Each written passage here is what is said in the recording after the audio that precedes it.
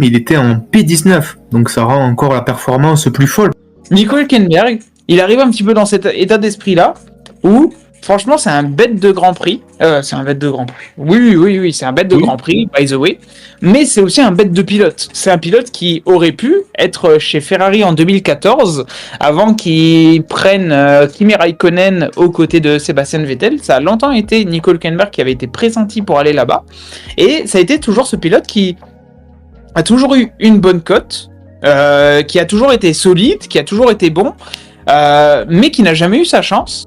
Et quand on voit son parcours, franchement, c'est pas fou, quoi, soyons honnêtes. Ça a été Renault, à l'époque Renault, ça a été Force India, ça a été du Sauber, ça a été du Williams à ses débuts, ça a été du Haas, quand il a été repêché parce que Mazepin était trop mauvais et que Schumacher, ça le faisait plus.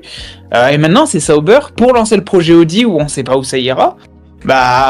C'est pas maintenant qu'on attendait un podium, le podium de Nico Hülkenberg.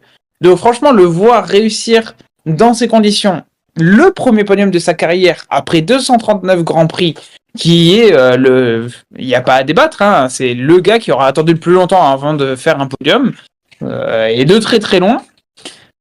Franchement, je suis quand même vachement content pour lui, parce que c'est un mec que, ça fait 15 ans qu'on le voit Nico Hülkenberg quand même en Formule 1. Le facteur X qui garantit un bon prix, ça s'appelle la pluie, tout simplement, qui a joué un grand rôle.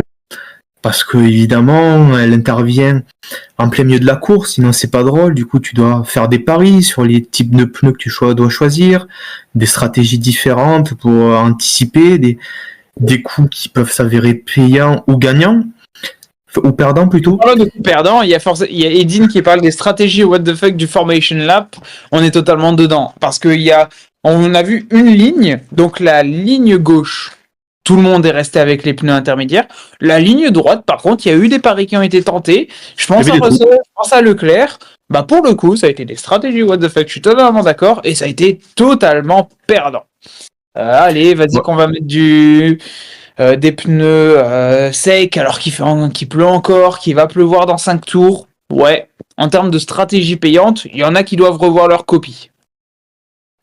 Mais que ce soit des pilotes qui sont en fond de grille, ça s'entend totalement parce que on sait très bien que c'est sur ces grands prix-là que tu peux espérer quelque chose.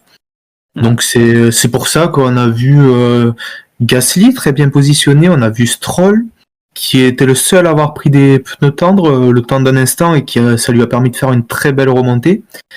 Ouais. Et puis celui qui a été le grand gagnant jusqu'au bout, c'est l'homme en vert, Monsieur Hülkenberg, qui tout simplement a signé un